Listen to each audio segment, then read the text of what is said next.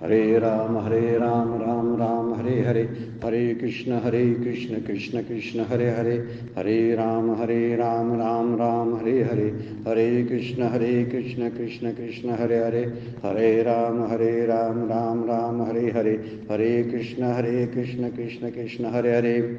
ब्रह्मानन्दं परमसुखदं केवलं ज्ञानमूर्तिं द्वन्द्वातीतं गगनसदृशं तत्त्वमस्यादिलक्ष्यम् एकं नित्यं विमलं अचलं सर्वधी साक्षिभूतं भावातीतं त्रिगुणरहितं सद्गुरुं तं नमामि सद्गुरु शान्तं सच्चिदानन्दविग्रहं पूर्णब्रह्मपरानन्दयेशम् आनन्दीवल्लभं सद्गुरु सच्चिदानन्दं केवलं करुणाकरं ज्ञानयोगेश्वरं वन्दे ज्ञानदेवापुनापुनाम्।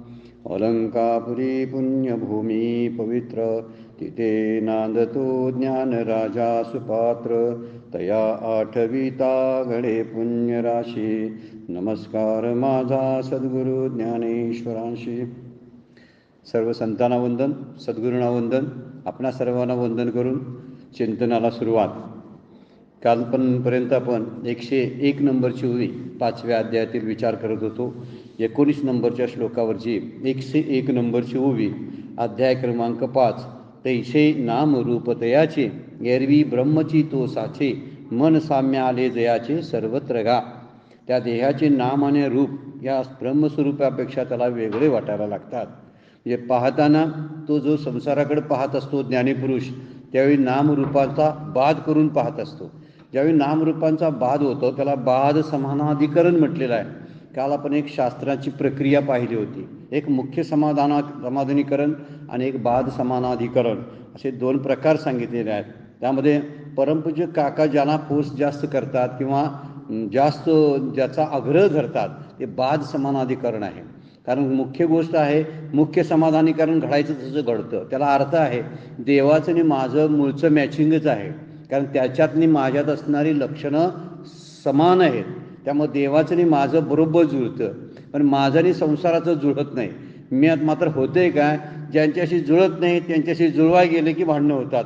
म्हणून संसारात पती पत्नीची भांडणं असतात। त्याला कारण ते आहे की जुळत नाही, अशा विजोड जोड्याच देव जुळवून पाठवत असतो। बऱ्याच वेळा असं घडतं, काही वेळा एक्सेप्शन असतील की ज्या ठिकाणी सगळं, मग त्यावेळी काय होते की ज्या ठिकाणी भांडण नाहीत ना त्या ठिकाणी बाध समानाधिकरण झालेलं असतं। ही गोष्ट लक्षात ठेवण्यासारखी आहे। म्हणजे जुळत नसलं तर जे वाईट विचार आहेत त्या वाईट विचारांना सहन करायचं, त्यांचा बाध करायचा आणि जुळवून घ्यायचं, याला म्हणायचं बाध समानाधिकरण। असं नामरूपाचा बाध करून जे लोक, जे हे संत पुरुष आहेत किंवा जे तत्ववेत्ते पुरुष जे आहेत ते नामरूपांना बाजूला ठेवतात आणि त्यातलं जे परमात्म तत्वातलं जे अस्थिभाती प्रिय जे आहे त्या अस्थिभाती प्रियाशी तिकडेच बघतात। जे सद चिद आनंदरूप जे परमात्म्याची लक्षणं आहेत त्यामध्ये नामरूप मन असतात। मग नामरूपाला बाजूला करायचं। जसं शेवाळ बाजूला केल्यानंतर आत पाणी असतं, ते पाण्याचं दर्शन होतं आपल्याला। ढग बाजूला केले की सूर्याचं दर्शन कसं होतं तसं ते आहे। तसं संसारातली नामरूप जर बाजूला केली तर संसार गोड आहे, दुःखरूप आहे असा शिक्का बसलाय ना, त्याचं कारण आहे ती नामरूपाकडे पाहून आपण संसार करतो, प्रपंच करतो, रूपामध्ये अडकतो, नामामध्ये अडकतो, विषयामध्ये अडकतो। पण इथं संतांचं लक्षण सांगितलेलं आहे, तैसे नामरूप तयाचे, एरवी ब्रह्मची तो साचे। जर त्याचं नाम आणि रूप जर बाजूला केलं तर तो साक्षात परब्रह्म असतो। कोण? हा जीवनमुक्त पुरुष जो आहे तो साक्षात परब्रह्म आहे, देवाचं जो रूप आहे। म्हणून गुरुविन देवना दुजा, पाहता नाही त्रेलोकी, असं माऊलींचा अभंग आहे बघा। गुरु हा संत कुळीचा राजा, गुरु हा प्राण विसावा माझा, गुरुविन देवना दुजा, पाहता नाही त्रेलोकी। 3 लोकांमध्ये गुरुसारखा देव नाही। तरी पण आपण यात्रा करतोयच, कुठल्या तरी यात्रेला जातोय ना, देवाला इकडे गेलो होतो तिकडे गेलो होतो आणि मग जाता जाता गुरुना भेटायला आलो होतो आणि मग अभंग पण म्हणायचा, गुरुविन देवना दुजा, पाहता नाही त्रेलोकी। गुरुना देव पण म्हणायचं आणि दुसऱ्या देवाला निवडकाय जायचं। असं आपलं कधीतरी घडतात काही गोष्टी। इथं मात्र वर्णन केलेलं आहे की जीवनमुक्त पुरुष आहेत ते साक्षात परब्रह्म आहे, कारण त्यांचं मन आणि अंतकरण ज्याला आपण म्हणतो हे साम्य स्थितीला पोचलेलं असतं।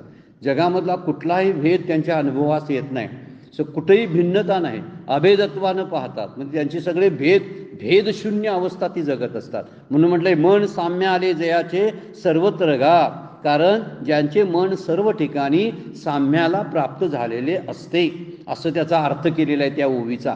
101 नंबरच्या ओवी आपण बघायला लागलेला आहे. तैसे नामरूप तयाचे एरवी ब्रह्मची तो साचे मन साम्य आला जयाचे सर्वत्र गा.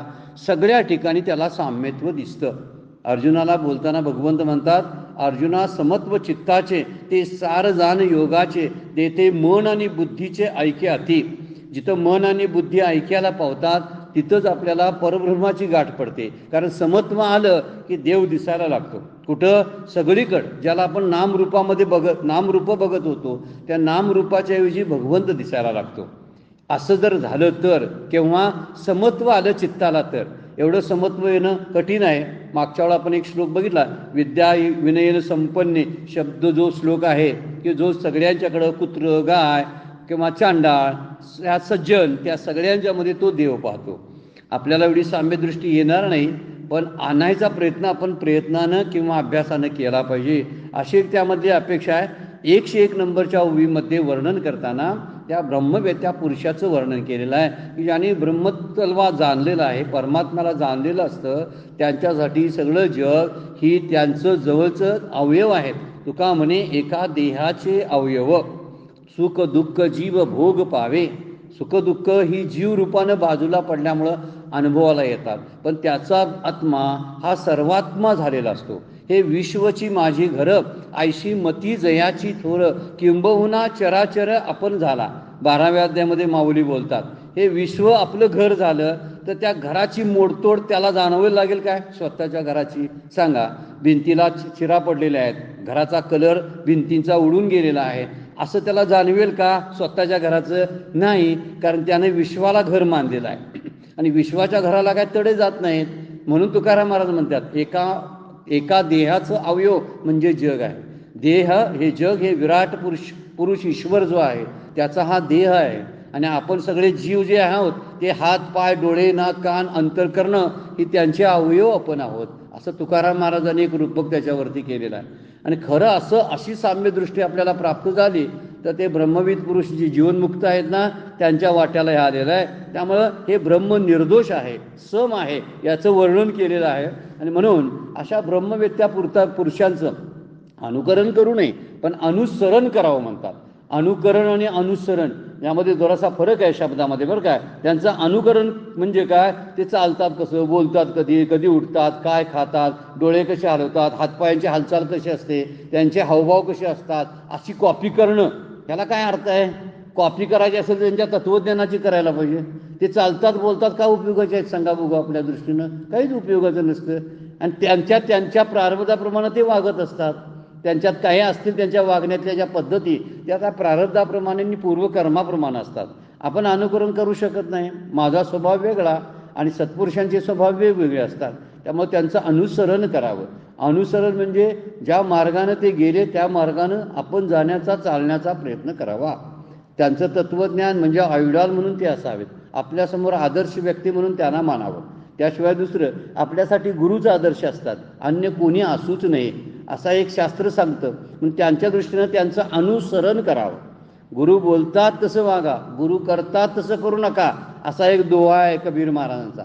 म्हणून गुरु करतात तसं वागलं पाहिजे, गुरु बोलतात ते ऐकलं पाहिजे आणि त्याप्रमाणे वागलं पाहिजे. गुरु करतात त्यांचे हावभाव जे आहेत ना वर्तणुकीतले त्याचं इमिटेशन करून का उपयोग आहे? म्हणून इथं म्हणलेलं आहे की नामरूपही त्यांच्याजवळ असतात की जे इतरांसारखे वागत असतात. म्हणून हे सत्पुरुष जे आहेत, आत्मज्ञानी पुरुष जे आहेत ते ओळखता येत नाही. त्याचं कारण ते आहे, कारण जगातच असतात पण जगापेक्षा काय असतात ते अंतरंगाची स्थिती त्यांची कोण जाणणार आहे? इतरांसारखा व्यवहार करतात, त्यामुळे ओळखत नाहीत ते. 102 नंबरची ओवी तेच सांगते आपल्याला. पुढची ओवी बघा.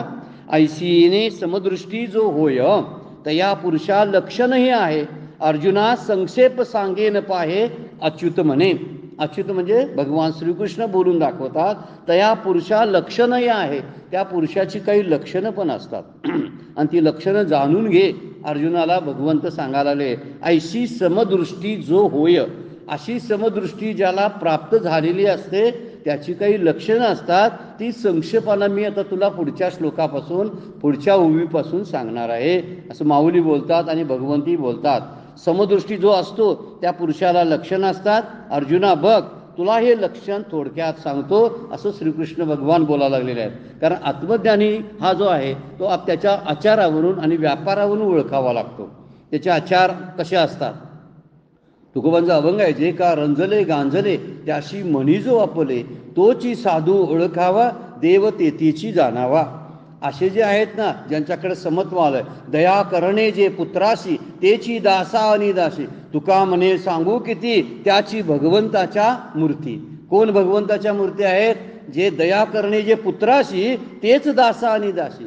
जे आपल्या लहान मुलांच्या वरती जसे प्रेम करतात तसे घरातल्या कामवालीवरती आणि कामगारांच्या वरतीही प्रेम करतात. हे समत्व चित्ताचं म्हणायचं याला. एवढं जमा लागलं तर ते म्हणतात त्याच भगवंताच्या मूर्ती आहेत. असं प्रेम करायला जमते ना, जिथं भेद न ठेवता प्रेम करायला जमतं ते भगवंत रूप झालेले असतात. म्हणून असे आत्मज्ञानी पुरुष यावरून ओळखावेत. साधू पुरुष कसे ओळखावेत तर त्यांच्या व्यापारावरून ओळखावेत. माऊलींचं फार सुंदर वर्णन केलेलं आहे. 13व्या अध्यायामध्ये वर्णन करतात. माऊलींनी जी लक्षणं सांगितलेली आहेत भगवद्गीतेची, अमानित्वम, दंभित्वम, अहिंसा, शांती, अर्जवम वगैरे जी लक्षणं सांगायला चालू केलीत ना, त्या लक्षणाबद्दलचं वर्णन करताना ते म्हणतात तो असतो कसा बघा. पै वसंताचे रिगवणे झाडाचिनी साजेपणे, जाणीजे तेवी करणे सांगती ज्ञान. जसं वसंत ऋतू आला म्हणजे झाडांना जशी पालवी फुटते आणि झाडं नटून जातात त्यावरून कळतं. झाडं नटलीत यावरून कळतं की वसंत ऋतू आलेला आहे.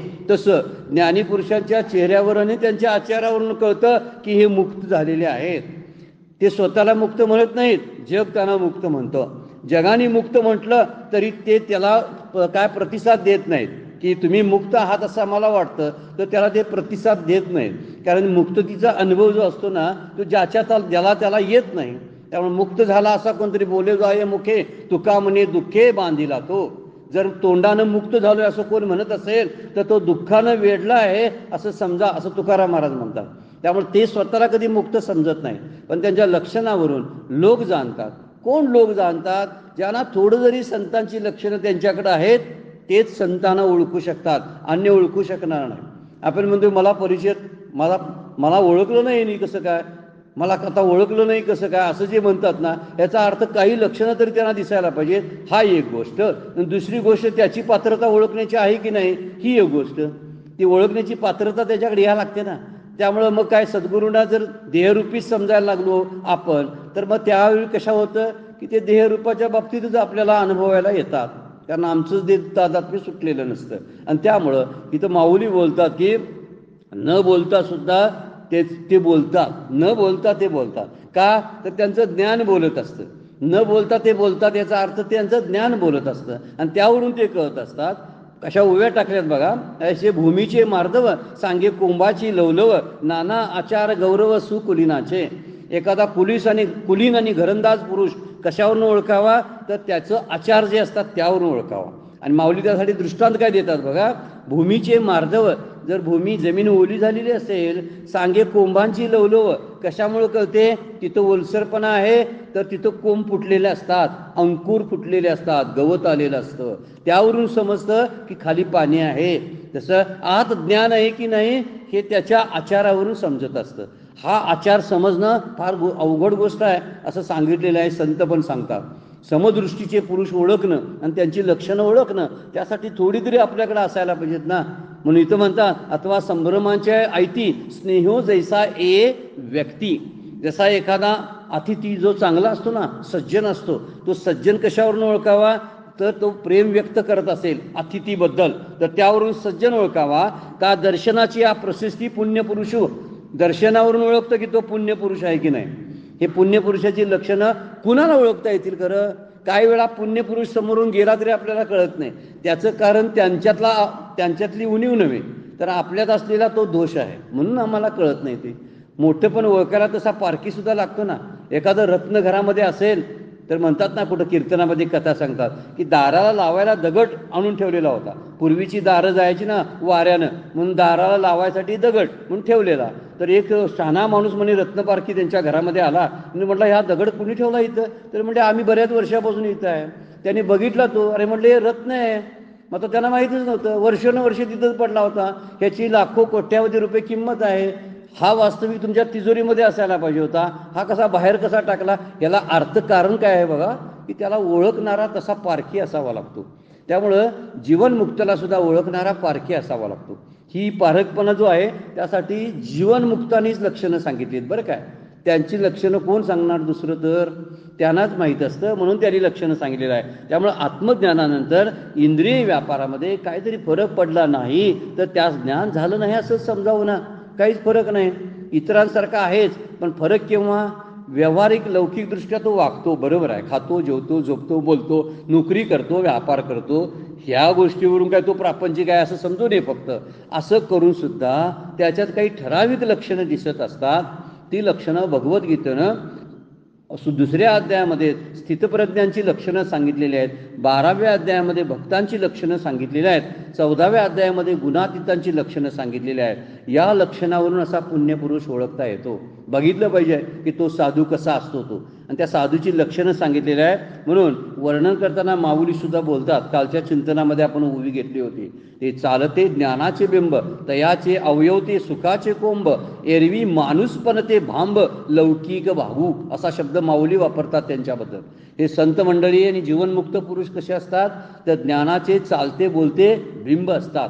जणू काय एक ज्ञानाचं एक गलबतच जणू काय चालायला लागलेलं आहे का काय असं वाटतं. तयाचे अवयव ते सुखाचे कोंब, म्हणजे त्यांच्या प्रत्येक अवयवामधून ते आपल्याला सुखाचीच अनुभूती येते.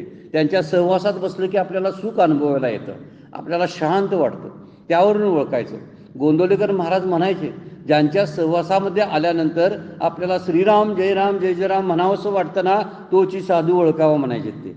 ज्यांच्या नुसत्या सहवासात आलो की मला नाम घ्यायची इच्छा होत असेल, मला काहीतरी वाचावं, दासबोध वाचावा, ज्ञानेश्वरी वाचावं, काहीतरी ग्रंथ अभ्यासावेत, असं ज्यांच्या सहवासामध्ये येऊन वाटायला लागतं ना, तो साधू पुरुष आहे असं गोंदवलेकर महाराज सांगायचे.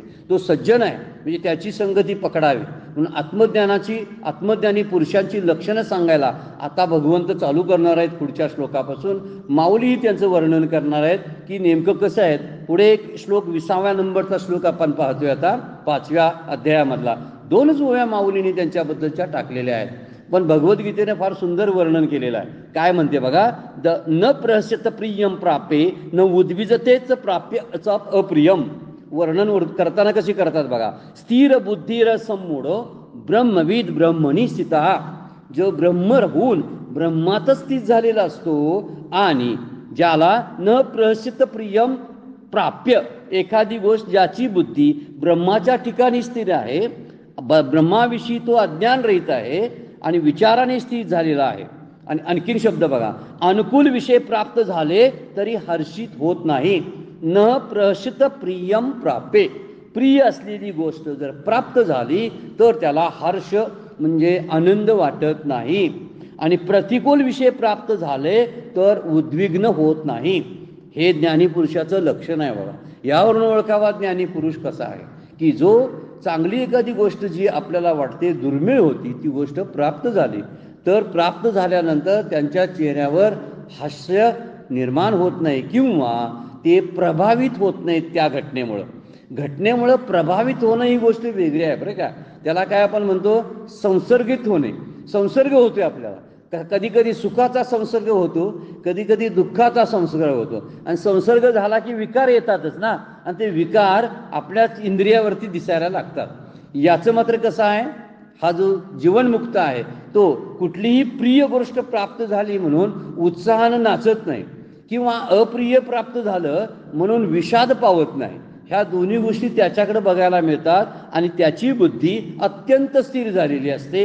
असमूढ शब्द वापरलेला आहे. मुमुक्षुने देखील जीवनमुक्ताची स्वाभाविक लक्षणे पाहून हर्षित आणि उद्विग्न होऊ नये हे सांगण्यासाठी हा श्लोक वापरलेला आहे. तो कसा वागतो, हर्षित होत नाही आणि उद्विग्न होत नाही, म्हणजे मध्येच असतो. हे मधलं तत्व सांभाळता आलं पाहिजे आपल्याला. आपण प्रपंचामध्ये एकतर सुखी असतो किंवा दुःखी असतो. आपण सुखी किंवा दुःखी नसतो, ती अवस्था स्थितप्रज्ञेची असते. जेव्हा आपण सुखी नसतो आणि जेव्हा आपण दुःखी नसतो त्यावेळी आपण स्थितप्रज्ञ असतो. झोपेमध्ये आपण स्थितप्रज्ञ असतो, का झोपेमधलं सुख जे आहे ते ब्रह्मवेत्याचं पुरुषाचं सुख आपण अनुभवत असतो. त्या ठिकाणी कुठल्या गोष्टीची आपल्याला गरज पडत नाही, तरी आपण मोठ्या अशा सुखामध्ये दुंबत असतो, हे झोपेतलं सुख आहे. पण झोपेतनं जागं झाल्यानंतर मात्र ते सुख राहत नाही. त्यामुळे ते सुख नकारार्थी निगेटिव्ह म्हणलेलं आहे. त्या सुखाला काय किंमत आहे? कारण ती जातेच म्हणल्यावर कसलं सुख आहे? असून ब्रह्मसुख काय करायचं? पण नकारार्थी आहे ते.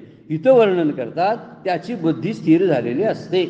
जी स्थितप्रज्ञांची लक्षणं सांगताना सांगितलेली आहेत ना, त्यापैकीच हे एक लक्षण इथं आणि सांगितलेलं आहे की जे कोणत्याही चांगल्या गोष्टीनं, अनुकूल विषयानं हर्षित पावत नाहीत आणि प्रतिकूलनं उद्विग्न होत नाहीत, कारण त्यांनी ब्रह्मातच असतात. ब्रह्म जाणलेलं असतं, त्यामुळे ते ब्रह्मातच स्थित असतात असं वर्णन केलेलं आहे. शेवटी काय म्हणतात? ब्रह्मविद ब्रह्मणी स्थिता असं वर्णन केलं आहे. त्याचं एक श्रुतीचं वर्णन केलं आहे, ब्रह्मविद ब्रह्मेव भवती.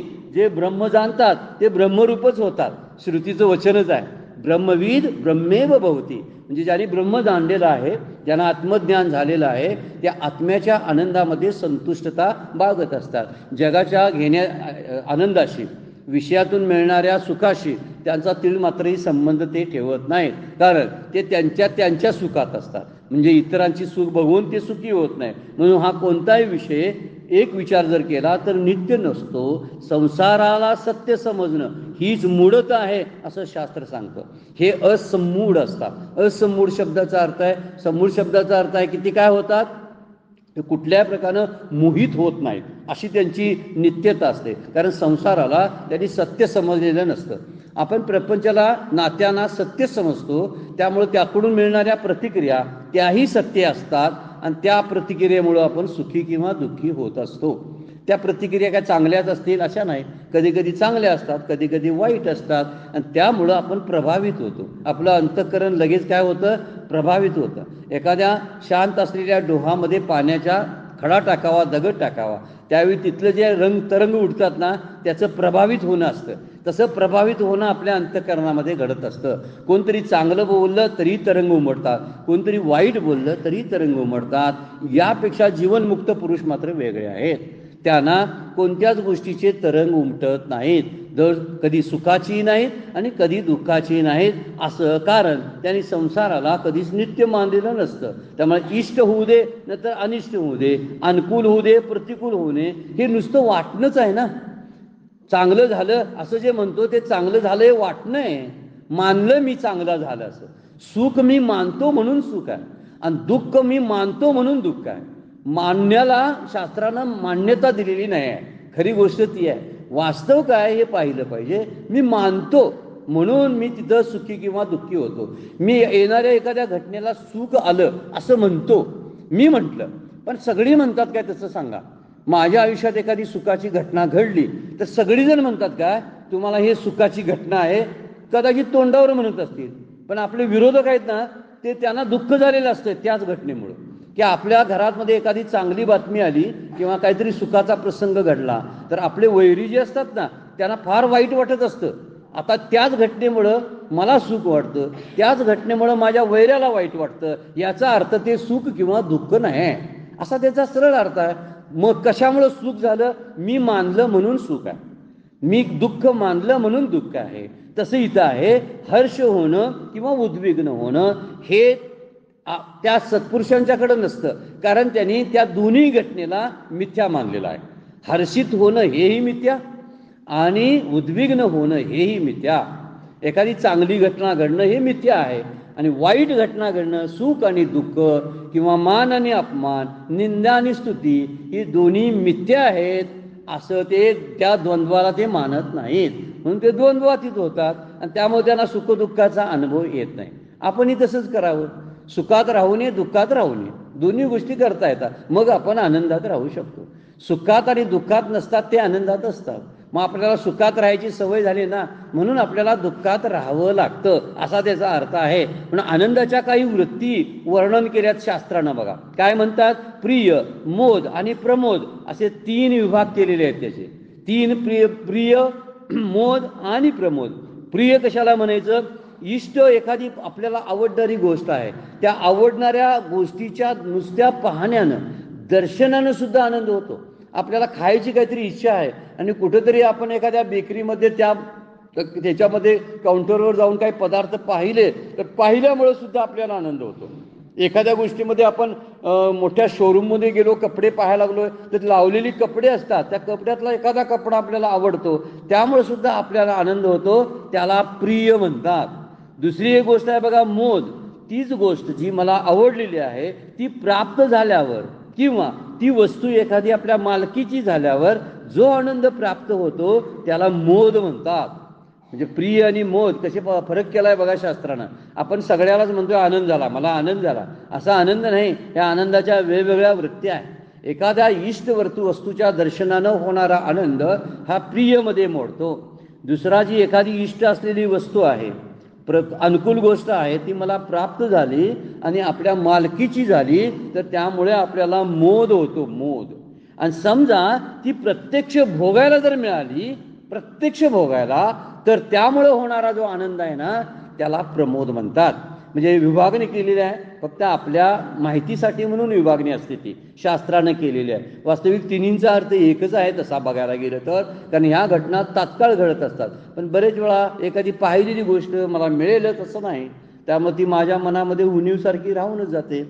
आयुष्यामध्ये अशा पाहिलेल्या आणि ज्याची इच्छा केलेल्या, अशा इच्छिलेल्या कितीतरी गोष्टी आहेत त्या मला मिळालेल्या नसतात, आणि त्या मिळालेल्या नसतात त्यांच्या आठवणीमुळेच मला पुनर्जन्म घ्यावा लागतो.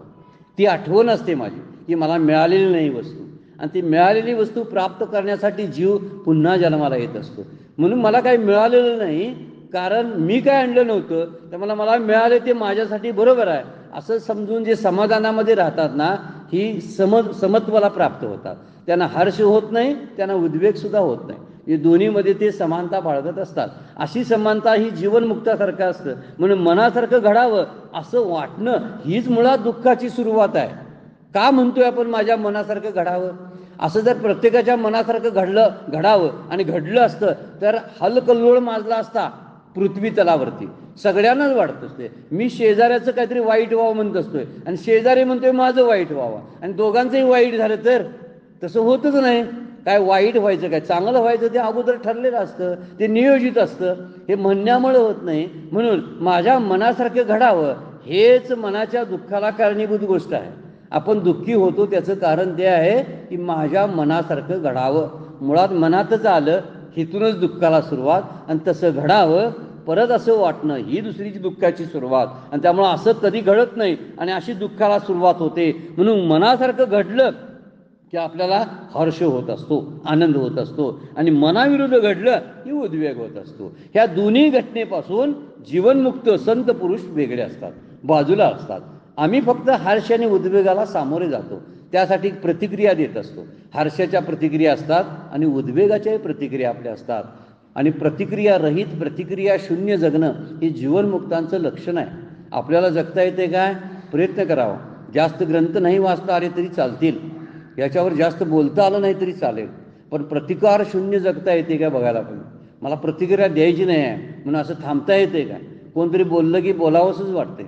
आपण ऐकतो ते प्रतिक्रिया देण्यासाठीच असतो. वी आर लिस्निंग नॉट, नाही वी आर काय म्हणते त्याचं वर्णन केलं आहे की जे बोलले जातात ते ऐकण्यासाठी ते फक्त करतात असं नाही, तर प्रतिक्रिया देण्यासाठी ऐकलं जातं. आपल्याला समजावं, not for understanding but for replying असं वर्णन करतात. आपण समजावं म्हणून ऐकत नाही, तर त्याच्यावर प्रतिक्रिया देण्यासाठी ऐकत होतो. काय म्हणायचं होतं तुम्हाला, मला जरा सांगा, म्हणजे परत मी माझं मत मांडतो. अरे काय मत मांडायचं, काय संबंधच काय आहे? शांत बसलास तर काय बिघडत नाही का? अशी प्रतिक्रिया देण्याचं आपल्याला थांबवता येते का आपल्या जीवनामध्ये? बघितलं पाहिजे. सगळ्याला प्रतिक्रिया आपण देतो आणि विकारवत होतो. हेच विकार माझ्या तब्येतीला बिघडायला कारणीभूत असतात. कुठली तब्येत, शारीरिक आणि मानसिक दोन्ही बिघडतात. आपल्याला जे सगळे वेगळे वेगळे रूप बघायला आपलं मिळतं ना, त्याचं कारण, अस्वस्थतेला कारण ते आहे की मी सारखा प्रतिक्रियेमध्ये अडकलेला असतो, आणि ह्या उद्वेगातून काय होतं? काय होत नाही. वाहिल्या उद्वेग दुःखची केवळ. तुकाराम महाराजांचा अभंग आहे, हेची थोर भक्ती आवडती देवा, संकल्पावी माया संसाराची, ठेविले अनंते तैसेची राहावे, चित्ती असू द्यावे समाधान. समाधान ही मधली पातळी आहे, ती सुख आणि दुःखापेक्षा फार वेगळी आहे. त्या आनंद आणि समाधान, तृप्ती हे समानार्थी शब्द आहेत. परमपूज्य काका नेहमी ते शब्द उद्धृत करत असतात. आपल्या बोलण्यातून, लिखाणातून नेहमी तृप्ती, समाधान आणि शांती या गोष्टी जर मला प्राप्त झाल्या असतील तर शास्त्र वाचण्याचा, शास्त्र ऐकण्याचा देवपूजा करण्याचा किंवा नाम घेण्याचा तो परिणाम समजायचा. नाहीतर परिणाम जर हे दिसले नाहीत तर माझ्या कृतीमध्ये काहीतरी दोष होते असं आपण समजून घेतलं पाहिजे. इतक्या सगळ्या तीर्थयात्रा करून जर समाधान वाटलं नसेल आणि कुठं गेलो आणि काय भांडणच करून आलो, कुठंतरी पैसे कुठंतरी गमवले, माझी बॅग चोरीला गेले, येताना रडतच, तीर्थयात्रेचा तरी आनंद नाहीच, देव बघितला तो कसला देव होता तेही माहिती नाही, काहीच कल्पना नसते. आणि तसं परत यायचं, 4-5 प्रकारची दुखणी आणि येताना बरोबर घेऊन यायची. याचा अर्थ तीर्थयात्रा करू नये नव्हे, पण तीर्थयात्रेच्या ठिकाणी जो भाव दाखवावा लागतो, तीर्थवरती भाव धरी रे करुणा, शांती दया पाहुणा हरी करी, हरिपाठामध्ये माऊली बोलतात असं. असे तीर्थव्रताच्या ठिकाणी आपण भाव धरून तीर्थयात्रा करतो का, हा मुद्दा आहे. जोपर्यंत शांती तृप्ती आणि समाधान माझ्या आयुष्यात मला अनुभवता येत नसेल तर मी देव देव देव जर काय करत असेल देवाचं म्हणून काहीतरी, तर त्यात काहीतरी चुका आहेत असं लक्षात ठेवलं पाहिजे. मी नाम घेतो, देवाचं काहीतरी करतो, तीर्थयात्रा करतो, शास्त्र वाचतो, जगाला सांगतो, पण मी समाधानाने तृप्त नसेल, माझ्यातल्या अजून ममत्वाची आणि अहंकाराची भावना जर निघून गेली नसेल तर शास्त्र हे निष्फळ ठरतं असं आचार्य बोलतात. शास्त्र कळलं नाही त्याच्यासाठी ते निष्फलच असतं, आणि ज्याने कळून जे वापरात आणलं नाही त्याच्यासाठी सुद्धा निष्फल असतं. काय उपयोग आहे त्या शास्त्राचा जर मला ते शांती समाधान तृप्ती ही अंगीकारात माझ्या अंगात उतरत नसतील तर. म्हणून इथं म्हटलेलं आहे की प्रिय आणि अप्रियापासून बाजूला राहतो तो, नाहीतर नुसतं चिडचिड करून काय होणार आहे. म्हणून उद्वेग जो येतो ना तो अशांतीतून आणि अस्वस्थतेतून येतो.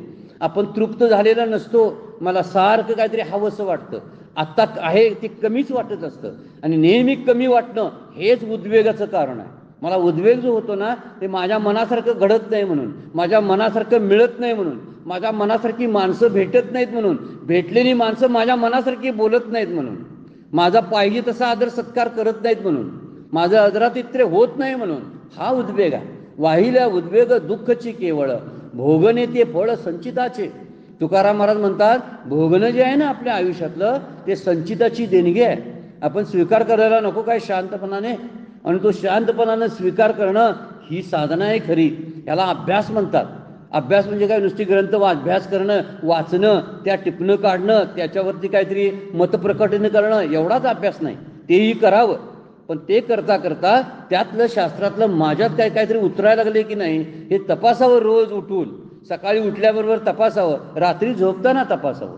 स्वतःला तपासणं फार गरजेचं असतं. रात्री झोपतानाच तपासावं, कारण झोपताना म्हणजे दिवसभर घडणाऱ्या घटनेचा थोडासा तरी काहीतरी आपण गोषवारा काढला पाहिजे, आणि त्यातल्या चुका त्यातले दोष कुठले कुठले आपले झालेत, दुसऱ्यांचे नव्हे, आपले आपले कुठले कुठले झालेत हे तपासलं पाहिजे. म्हणजेच आपण हर्षित पावत नाही आणि उद्वेगसुद्धा उद्विग्नतासुद्धा येत नाही. म्हणून इथं तुकाराम महाराजांचं वचन लक्षात घेण्यासारखं आहे. ते म्हणतात की वाहिल्या उद्वेग दुःखची केवळ. जर आपण चिडचिड करायला लागलो, आदळापट करायला लागलो तर आपली शांती जाते ना. ज्यांच्याबद्दल आपण चिडचिड करतो त्यावेळी कदाचित ती माणसं आपल्या समोर पण नसतात, कुठंतरी असतात, आणि त्यांच्याबद्दल आपण घरात भांडत असतो. हा उद्वेग उपयोगाचा नाही. संतांची लक्षणं बघावीत आणि त्यांच्याकडून काय घेता आलं तर पाहावं. म्हणून हे ब्रह्मभावात स्थिर असणारे जे आहेत त्यांच्यात कुठलेही विकार असले राहतील सांगा बघू. हे ब्रह्मात स्थित झालेले आहे, आणि त्यामुळे त्यांना हर्ष पावत नाहीत एखादी अनुकूल गोष्ट झाली तर, आणि उद्विग्न सुद्धा होत नाहीत की ज्यांना उलटं जर काय मिळालं तर. एखादी व्यक्ती विचाराच्या उलट्या विचाराची माझ्या समोर आली तर मला वाटते माझ्या डोक्याची शीर अशी उठते, मस्तकातली शीर उठते असं आपण म्हणतो. भयंकर संताप येतो असं आपण म्हणत असतो. याचा अर्थ उद्विग्नताचा आहे.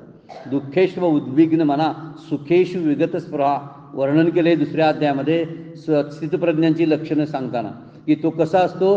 दुःखेश अनुद्विग्न म्हणा, दुःखानं उद्वेग पावत नाही तो, त्याच्याकडे उद्विग्नता येत नाही. आणि सुखेशी विगत स्पृहा, जी स्पृहा जी असते, इच्छा आहे सुखाची, अधिक लालसा सुखाची जी असते ती लालसा पण त्याची निघून गेलेली असते. तो स्थितप्रज्ञ जरा मानावा. इथं आपण तेच वर्णन स्थितप्रज्ञांचंच आहे. ब्रह्मात स्थिर झालेल्या ब्रह्मविद पुरुषांची वर्णनं सांगायला सुरुवात केलेली आहे. त्यामुळं जगामध्ये काही घडामोडी घडतात, त्यामध्ये किती बदल आपल्याला करता येतात सांगा ना. काहीच बदल करता येत नाही. घडलेल्या गोष्टीबद्दल तरी बदलच करता येत नाहीत. चालू घडामोडी असतात त्यावेळी काय जमलं तर बदल, आपण प्रयत्न केले तर, तो शक्य झाला तर बदल, नाहीतर आणि वर्तमान काळातही बदल करता येत नाही. आणि पुढे जाऊन होणाऱ्या ज्या अजून घडायच्या घटना आहेत त्यामध्येही बदल करता येत नाही. मग जर मी बदल करू शकत नाहीत, माझ्या नियंत्रणाच्या बाहेर असलेल्या गोष्टी आहेत, त्याबद्दल मी हर्ष किंवा उद्विग्नता का बाळगावी सांगा बघू. त्यामध्ये आनंद, सुख किंवा दुःख का मानावं सांगा. तर त्याबद्दल समत्व का राहू नये, त्या स्थितीमध्ये समत्व का राहू नये. दुःखाचे प्रसंग येतातच आणि सुखाचे प्रसंग येतातच, आणि हे सुखाचे दुःखाचे अगमापायी असं शब्द वापरले. अगमा अपायिनी अनित्यान स्थान स्थितिक्षस्व भारत. तिथं तितिक्षाच करायला पाहिजे ना. पण ती तितिक्षा म्हणजे सहनशीलता आपल्याला जमते काय? नाही, सहनशीलता नसतेच, म्हणून आपण उद्विग्न होतो. मुद्दा हाच आहे. माझ्याकडे मला सहन होत नाही म्हणून मी उद्विग्न होतो. पण उद्विग्न झाल्यामुळं काय होतं? दुःखची केवळ नुसतं दुःखच वाटायला येतं. त्याच्यापेक्षा शांत बसलेलं काय? विचार करून शांत राहावं. जसे हे ब्रह्मविद पुरुष जे असतात ते जसे शांत असतात, म्हणून घडत असणारे घडणारे कुठलीही गोष्ट माझ्या नियंत्रणात नाही आणि म्हणून त्यामध्ये मला बदल करता येत नाही. तर आहे तशा स्थितीमध्ये समाधान बाळगणं मोठी गोष्ट आहे ना. नाथ महाराजांच्या हरिपाठामध्ये फार सुंदर उभे आहे बघा. जैशी स्थिती आहे तैशा परी आहे, कौतुक तू पाहे संचिताचे. नको खेद करू कोणत्या गोष्टीचा, पती लक्ष्मीचा जाणत आहे. भगवंत सगळं जाणतो आणि तो जाणतो म्हणून त्याच्या सेवेमध्ये राहा. तुझं काय करायचं कमी जास्त जे आहे ना ते अगोदर नियोजित झालेलं आहे. आणि त्या नियोजित झालेल्या गोष्टीबद्दल फारसा खेद मानू नकोस, किंवा काहीतरी चांगली घटना घडली म्हणून जगामध्ये तू स्वतःला श्रेष्ठ समजू नकोस असं सांगायचं आहे. त्यामुळे जैशी स्थिती आहे ना तैशा परी राह. आणि काय कर? कौतुक तू पाहे संचिताचे. संचित काय काम करायला लागले ना, म्हणजे प्रारब्धाच्या रूपानं त्याकडं बघ नुसतं साक्षी भावानं. की नुसतं हे बघत राहिलास तर तुला त्यामध्ये सुख आणि दुःखाला तू प्राप्त होणार नाहीस. मग कशाला प्राप्त होशील? आनंदाला. तू ते जो ब्रह्मास्थित झालेली जी आहेत ना ती जशी आनंदाला प्राप्त झालेली आहेत तसाच तू आनंदाला प्राप्त होशील. म्हणून तू खेद करू नकोस कोणत्या गोष्टीचा. नको खेद करू कोणत्या गोष्टीचा. नाथ महाराज सुखाची गुरुकिल्ली सांगतात बघा. कुठल्याच गोष्टीची खंत वाटून घेऊ नये. भूतकाळात घडलेल्या अनेक दुर्घटना असतात. काही वेळा काहीतरी उलट्या सुलट्या आपल्या हातातून बोलण्यातून व घटना घडलेल्या असतात. त्याचा सारखा विचार करत बसू नये, किंवा पुढे होणाऱ्या ज्या घटना आहेत त्या घटनेबद्दलच्या कल्पना करत बसू नये. या दोन्ही गोष्टी आपल्या त्रासाला कारणीभूत असतात. कल्पनेतच जगायला लावतात आणि वास्तवता विसरायला लावतात. वास्तवतेत जर राहायचं असेल तर भूत आणि भविष्यापासून आपण बाजूला गेलो पाहिजे. भूत हे भूतासारखं आहे, आपल्या मानगुटीवर बसतं भूतकाळ जो असतो तो. आणि बरेच वेळा आपण भूतकाळाचा खेद काहीतरी करत असतो. खेद कशाचा असतो माहिती आहे काय? घडून गेलेल्या आपल्याकडून घटनेचा पश्चाताप असतो त्यामध्ये. आणि तो पश्चाताप तरी करण्यात काय अर्थ आहे सांगा बघू. ज्या गोष्टीमध्ये मागे जाता येत नाही, काल मला जाता येत नाही, आता वाजले 4 तर 3 वाजे आजच्या 3 वाजताच मी शिरू शकत नाही. जाऊन दाखवा बघू आपण. 4ला 5 मिनिटं म्हणजे 3:55 मध्ये आपण जाऊ शकत नाही, कारण 4 वाजलेत आता. 4 वाजलेत हेच माझ्यासाठी उपयोगाचे आहेत. 4 वाजून 10 मिनिटं सुद्धा माझ्या उपयोगाची नाहीत, कारण ती माझ्या हाताशी लागतील का याची गॅरंटी नाही. जे हाताशी क्षण आहेत त्याचा सोहळा आपण तयार केला पाहिजे ना. त्या आनंदामध्ये आनंदात राहता आलं पाहिजे. आनंद व्यक्त करणं ह्या शब्दाचा अर्थ आहे आनंदात राहणं. आनंदात राहता आलं पाहिजे. आपण कधी कधी अगदी फुटकळ असे आनंद व्यक्त करत असतो. हसायला मिळत नाही म्हणूनच आपण असे फटाके वाजवतो आणि त्यातनं आनंद मिळतो. म्हणजे आपल्या मुळात म्हणजे काहीतरी होत असते घटना अस्वस्थ करणाऱ्या, म्हणूनच दारूच्या गुत्त्यामध्ये लोक जातात ना. चला आज हे सगळं मला विसरायचं आहे, थोडंसं काय एक पेग मारूया आणि विसरून जाऊया. म्हणजे एक गोष्ट करण्यासाठी दुसरी एक वाईट गोष्ट विसरण्यासाठी दुसरी वाईट गोष्ट करायला ते चालू करतात. हा त्यातला आहे म्हणून उद्वेगच होतो. हर्ष पावतात, उद्वेग होतात, उसना आनंद आपल्याला आणावा लागतो. हसण्यासाठी प्रसंग घडावे लागतात आपल्याला, नाहीतर आम्हाला हसूच येत नाही. काय येत नाही काय माहिती नाही, कशामुळे आपण हसत नाही हाही विचार केला पाहिजे. हसणं म्हणजे फिदी हसणे असं नाही अर्थानं. आपण प्रसन्न का राहत नाही हा मुद्दा आहे. आणि प्रसन्नतेची खूण इथं सांगितलेली आहे. हे जीवनमुक्त पुरुषांना सतत प्रसन्न असतात आणि प्रसन्नता ही त्यांचा स्थायी भाव असतो. कशामुळं? नको खेद करू कोणत्या गोष्टीचा. सगळं ईश्वरार्पण बुद्धीनं कर्म करत राहावं. त्यामुळं कुठल्याही प्रकारचा त्रास आपल्याला जाणवत नाही. म्हणून हे संत जे असतात हे संसार सागरातली दीपस्तंभ मानलेले आहेत. त्यांच्याकडे बघून आपण वाटचाल करावी लागते. कारण दीपस्तंभ कसा असतो सागरामध्ये, की जो मार्गदर्शन करत असतो जहाजांना, तसं संत असतात. म्हणून जगची देह झाले म्हणून प्रिया प्रिय गेले, हर्षामर्ष ठेले दुजेन विन. त्यांना दुसरं काही दिसतच नाही.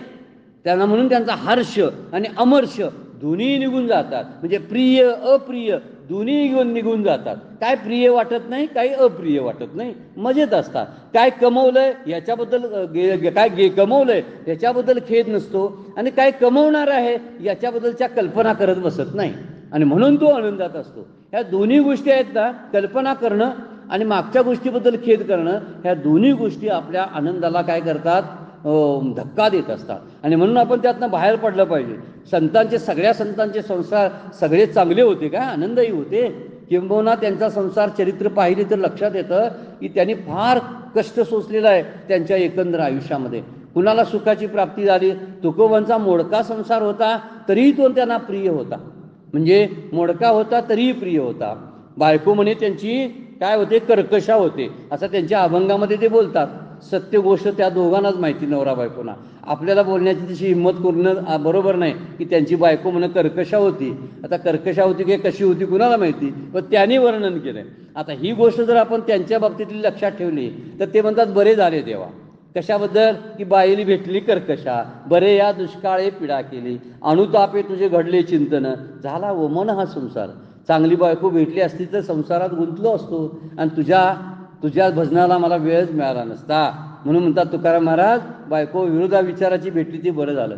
आपण म्हणतोय आमची बायकोच व्यवस्थित परमार्थ करायचा असतोय मला, पण आमची बायको त्यातली नाही, उलट विचारायची आहे, त्यामुळे मला परमार्थ घडत नाही. आणि तुकोबा म्हणतात उलट विचाराची होती म्हणून मला परमार्थ जमला.